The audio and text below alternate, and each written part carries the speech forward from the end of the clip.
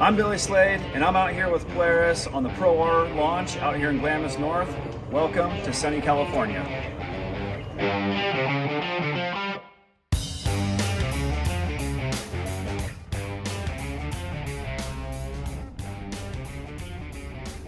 We're over at the cutout car. Polaris brought this car over just to kind of highlight some of the features and kind of give you an overall view of the vehicle.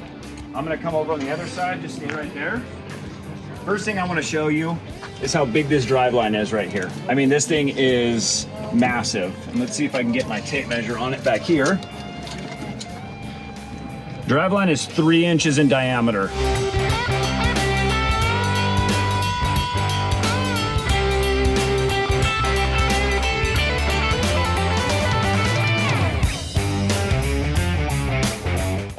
Shocks. Everybody's seen some of the advertising on the Fox live valve shock. This is actually a dual valve. So this is actually compression and rebound now, and you can see the whole top of the housing has completely changed and gotten a lot bigger. Let me see if I can get my tape measure on this. So the top of it is at about 5 inches wide now, because they actually have to grab for the compression or the rebound and the compression. And coming down, everybody knows what that is right there, a crossover ring. So if you wondered, now you know that Polaris actually has a true dual rake spring setup. And another thing I like about it is they added this awesome aluminum sleeve as a slider. So your actual spring separator slider actually will slide on this and not on the shock body. So it'll keep your body, the shock body, nice and clean.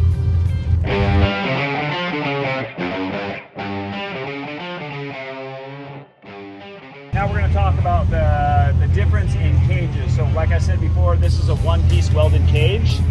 It has some structural integrity coming in on here. And like I said, once again, it's all welded, which is a nice feature.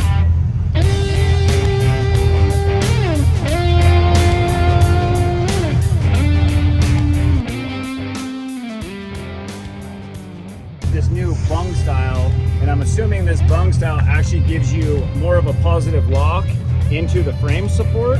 And now it's just one bolt and one nut that slides in on the backside. So the bolt goes in, the nut slides in from here, and then it actually pulls it down into like a dowel. So same with the seat pillar.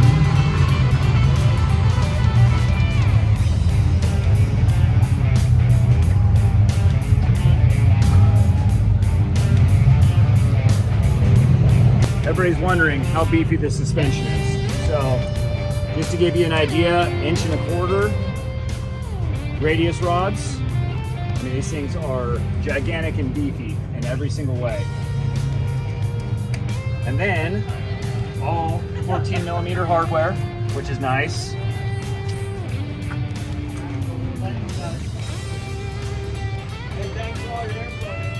Yeah, absolutely. You guys have a great day. They have 7/8 axle diameter on the axle shaft. I'm not sure how well I'll be able to get this one. Looks like the bell is about 3.5 inches. The spring is pretty mind-boggling. That spring is 4.5 inches in diameter, and this shock body is huge. Shaft, got a 7/8 inch shaft on there. 3.0 on the front, which is huge. It used to be Turbo S's 3.0 on the back, 2.5 on the front.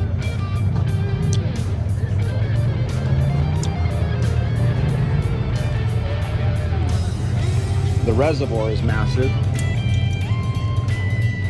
10 inch on the front.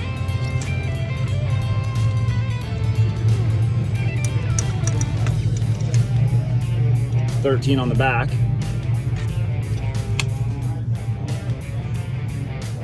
Here to the front, same thing. We have, excuse me, we have the aluminum top hat, steel, 5-lug unified bearing, and the radius rod, or the tie rods look pretty aggressive too, and they have a kind of a step situation going on coming up in here, which looks really good.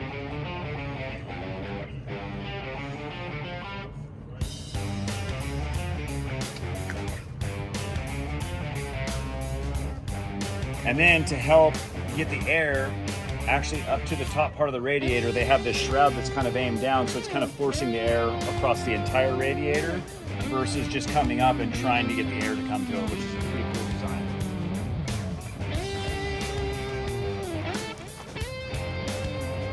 And then last but not least, we have these big, beefy, girthy A-arms with the shock going down through the axle to the lower A-arm. Polaris knocked it out of the park with this suspension. It's the real deal. This is the first time they've offered a full boxed A-arm suspension system, offering 29 inches of travel. So, and another thing I do want to point out is if you follow my hand in here, the actual power steering box, the actual power part of it is now built onto the rack. It's not two pieces, so you won't find your steering box, your power steering box inside of the cab with you anymore. It's actually built onto this, and that way they can control it with the live out suspension. So when you go into more comfort modes, the steering wheel gets a lot softer and a lot easier to turn. And then as you climb up in modes, the steering gets stiffer for those faster, high-speed desert roads.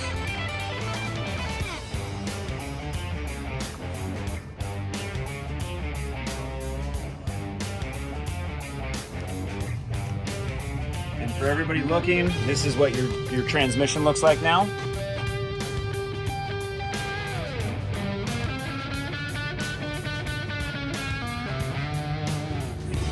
Output shaft coming out of the front of the tranny, going to the front drive line. Big U-joint, and that drive line is huge. I'd say the drive line is closer to this diameter on the Turbo S, and you can see that's got to be every bit of 3-inch diameter, but I'll get a measurement off another call. So this is the drive system right here. It's coming out of the back of the tranny.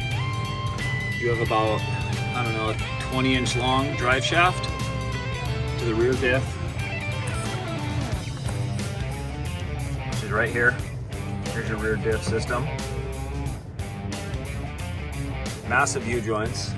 Looks like something like a 1500 pickup almost. So, like I showed you previously, this is actually the ducting that actually comes down and it runs the length of the center console, and then there's actually a boot on here like this that hits the front of the secondary. So this is actually going to be forced from the front of the vehicle on the hood, which is nice. So you have basically 2 points of cooling. You have this one back here that hits on the back side of the primary, comes in. You have another one hitting on the front side of the secondary, and then you have the outtake right here that's actually forcing it back on the back side of the engine.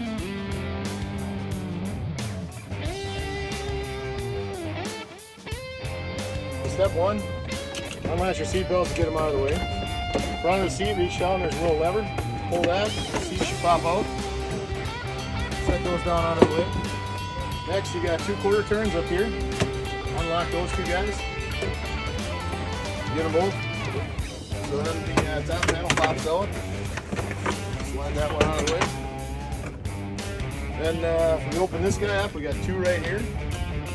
And then you got 1 right down here. This is where most people go wrong. You don't have to mess around with these fasteners. This console comes right out with this panel. So sneak that guy out and you're right down to it. You're already to the clutch. Yes. So in this case, you got 1, 2, 3, 4, 5 bolts. And then the rest of them are just a simple half turn. No tool needed. And the same on this clamp. No tool needed. Oh, that's good. So pull this off, get the hose out of the way, take those 5 bolts, and then the rest you can do with your hands. Clutch cover's off.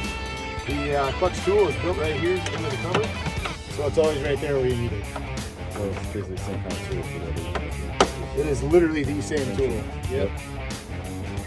So, Okay. I don't know what did it take us to get this stuff out. A minute, maybe.